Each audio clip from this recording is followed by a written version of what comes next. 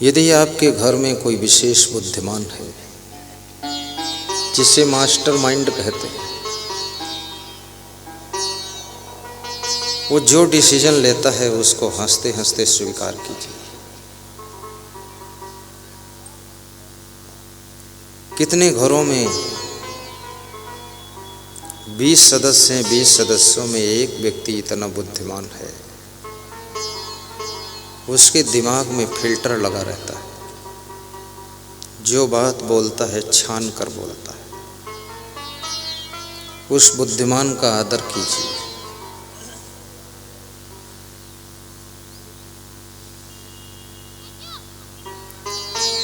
पांच पांडव 100 कौरवों को कैसे पराजित करते हैं,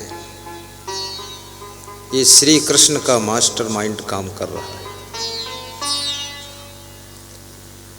दुर्योधन कृष्ण भगवान से सेना मांगता है, अर्जुन कृष्ण भगवान से कृष्ण भगवान को ही मांगता है। याद करना, अर्जुन से कृष्ण ने पूछा कि तुमको क्या चाहिए? बोले मुझे बस आप चाहिए और कुछ नहीं चाहिए। याद रखना, फूल जहाँ रहता है खुशबू वहीं रहती है, कृष्ण जहाँ रहते हैं जीत वहीं रहती है।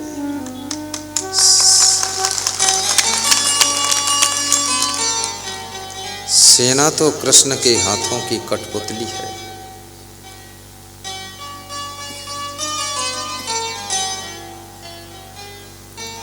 मनुष्य का डिसीजन, निर्णय, फैसला सफलता का द्वार खोलता है। निर्णय लेने में जल्दबाजी मत कीजिए। अपनी जिंदगी के फैसले संभल कर लीजिए।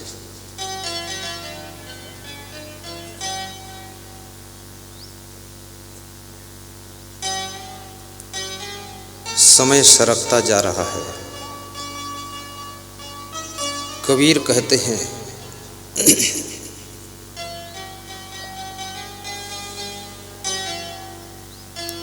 ढाई अक्षर प्रेम का पढ़े सो पंडित होए।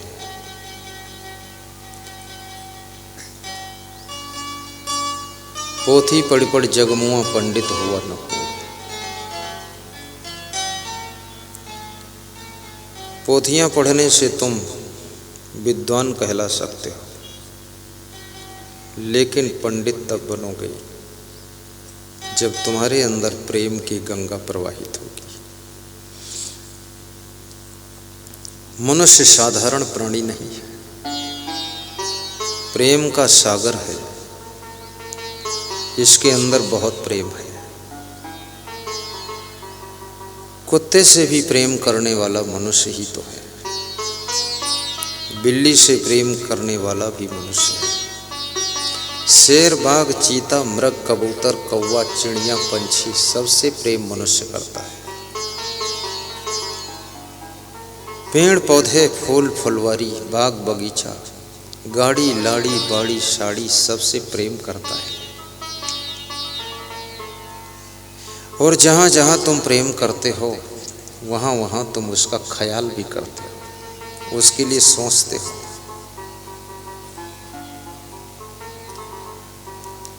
यदि तुमको पौधों से प्रेम है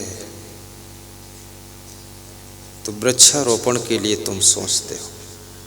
कई बार गुरु जी से भी निवेदन करते हो, गुरुदेव 2 शब्द वृक्षारोपण के लिए आप भी बोलिए ताकि लोग वृक्षों की रक्षा करें। गायों से भी प्रेम तुम करते हो। और मनुष्य के अलावा जितने प्राणी हैं वे अपनी वाणी से शब्द बोल करके अपने विचारों को व्यक्त नहीं करते। मनुष्य ही एक ऐसा प्राणी है जो अपनी वाणी बोलता है।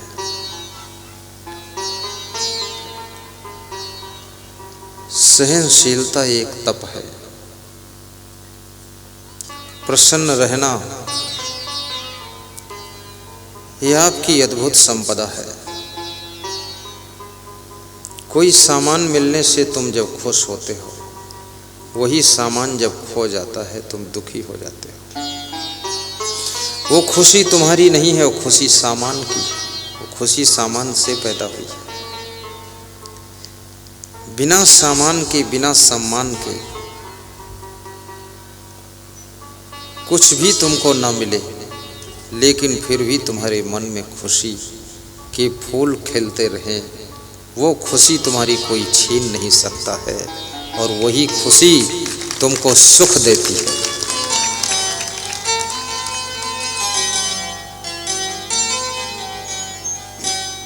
कभी बर्तन मांजने की सेवा मिल जाए, खुश होकर के मांजिए। बर्तन मांजना कोई छोटा काम नहीं, झाड़ू लगाना कोई छोटा काम नहीं, स्कूल चलाना भी छोटा काम नहीं।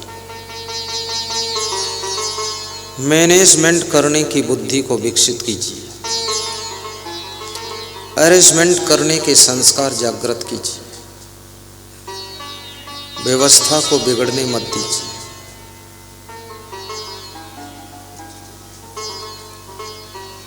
घर टूटने के कगार पर पहुंच गया हो, आप एक मजबूत स्तंभ बनकर खड़े हो जाइए और उस घर को टूटने से बचा लीजिए, तो समझ लो तुम्हारी बहुत बड़ी बलिहारी होगी, बहुत बड़ी बात है।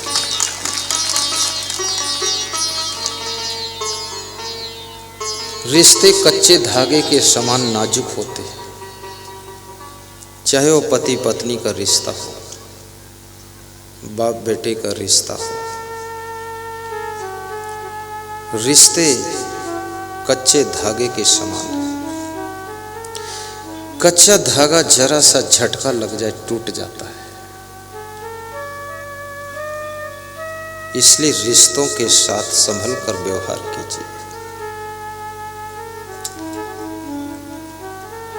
रिश्ते सुख भी देते हैं, प्रसन्नता भी देते हैं। रिश्तों की बहुत बड़ी कीमत है। आज हमारा आपका वक्ता और श्रोता का रिश्ता है, गुरु शिष्य का रिश्ता है, संत और भक्त का रिश्ता है, और सभी इस रिश्ते के नाते प्रेम के 2 फूल लेकर आए। कोई माला भी लाया है, कोई दक्षिणा लाया है। जब मैं प्रवेश कर रहा था मंडप में, हजारों नर नारी फूल ले लेकर राह में बिखेर रहे थे कि गुरुदेव, आपकी राह में हम फूल बिछा रहे हैं, और हमारी जिंदगी की जो राह कांटों भरी राह है, उसको भी फूल जैसा कोमल बनाने का काम तुम्हारा है। ऐसा ज्ञान देना।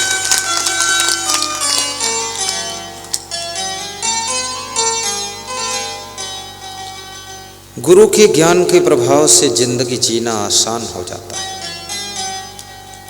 और ज्ञान के बिना मनुष्य कदम कदम पर परेशान हो जाता है।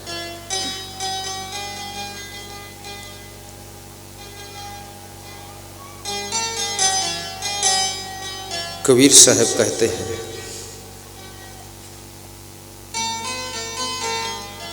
भवन बनाओ,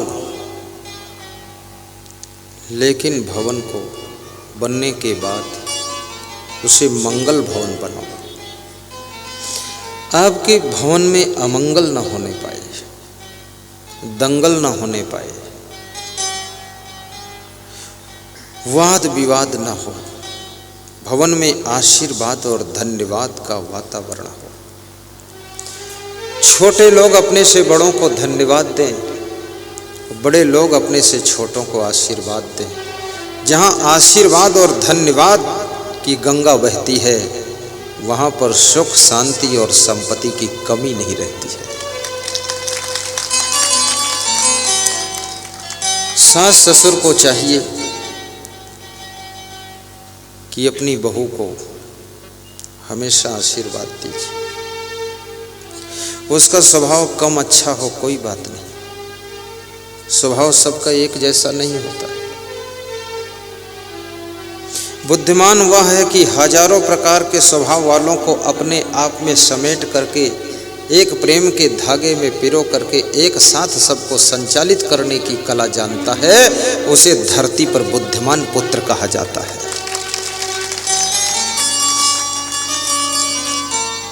कुछ ऐसे लोग मिलेंगे तुमको जो छोटी छोटी बात में तुनक जाएंगे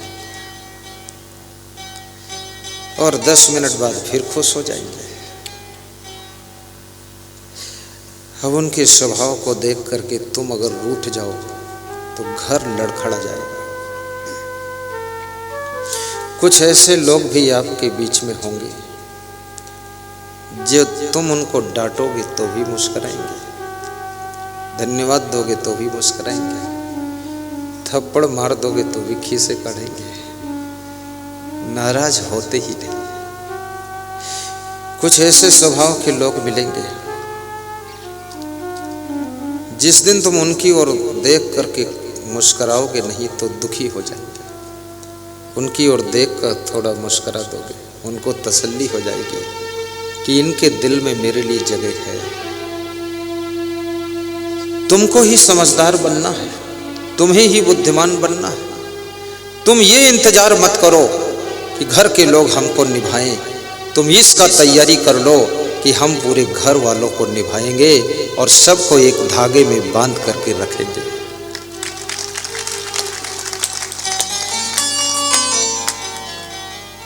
परिवार को संचालित करने में ऊबो डूबो मत, घबराओ मत।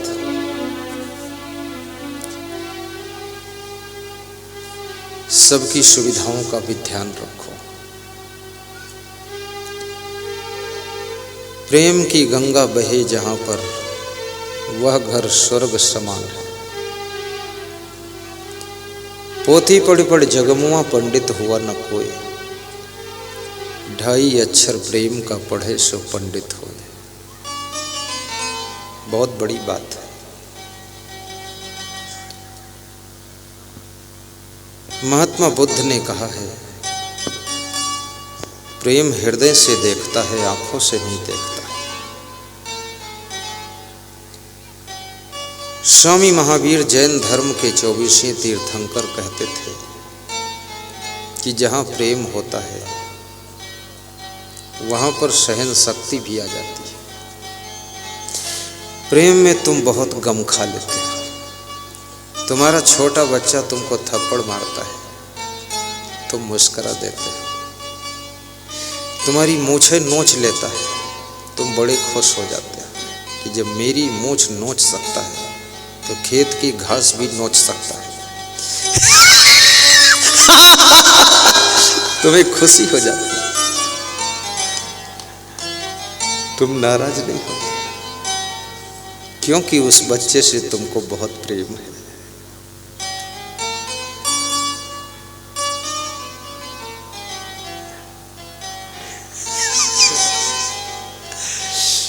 बच्चा प्रेम में अपनी मां को भी मारता है, उसका मुंह नोच डालता है, फिर भी मां बड़ी खुश होती है कि मेरा बच्चा इतना तेज है, इतना एक्टिव है, इसका मतलब बच्चा स्वस्थ है, इतना जोर से हाथ पांव चला रहा है। यदि आपका बच्चा चुपचाप पड़ा रहता है, ऐसे पड़ा रहता है जैसे माटी का धोंधा पड़ा है, तो समझ लेना वो कुशाग्र बुद्धि का बालक नहीं। जो बालक कुशाग्र बुद्धि का होता है वो बाल अवस्था में चंचल बहुत होता है। कृष्ण भगवान बहुत चंचल थे, स्वामी विवेकानंद बहुत चंचल थे। विवेकानंद की मां के बच्चों का जन्म नहीं हो रहा था। परमहंस रामकृष्ण के पास में जाकर काली देवी के मंदिर में मन्नत किया था कि एक हमको पूत दे दो और कुछ नहीं चाहिए। गृहस्थ आश्रम में प्रवेश करने वाली नारियां संतान लाभ चाहती, संतान का सुख चाहती है। जब विवेकानंद का जन्म हुआ, बचपन में उनका नाम नरेंद्र था। वे बहुत शैतान थे। उनको कंट्रोल करने में उनकी माँ थक जाती थी। एक दिन जब माँ बहुत परेशान हो जाती है तो उसके मुख से एक शब्द निकलता है कि काली देवी से मैंने मांगा था एक पूत दे दो, लेकिन काली देवी भूल गई और उसने मुझको एक भूत दिया है, भूत दे दिया है। दिन रात उठा पटक लगा रखी, और जिसको माँ ने भूत कहा था वही पूत धर्म दूत बन करके, देवदूत बन करके, भारत का भाग्य बन करके विश्व धर्म सम्मेलन जो अमेरिका में संपन्न हो रहा था, शिकागो की धरती पर, वहां जाकर के भारत को प्रथम स्थान दिलाया था।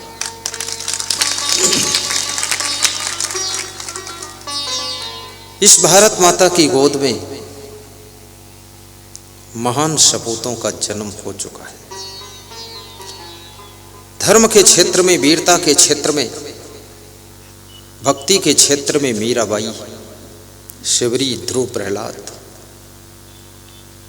धर्म के क्षेत्र में विवेकानंद, दयानंद सरस्वती, संत कबीर, तुलसीदास, बुद्ध महावीर, गुरु नानक देव,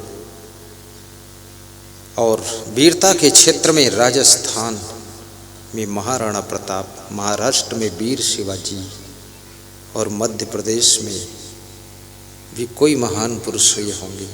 इतिहास मैंने नहीं पढ़ा है, लेकिन यहाँ भी अहिल्याबाई का नाम सुना गया है। उन्होंने भी वीरता का काम किया था।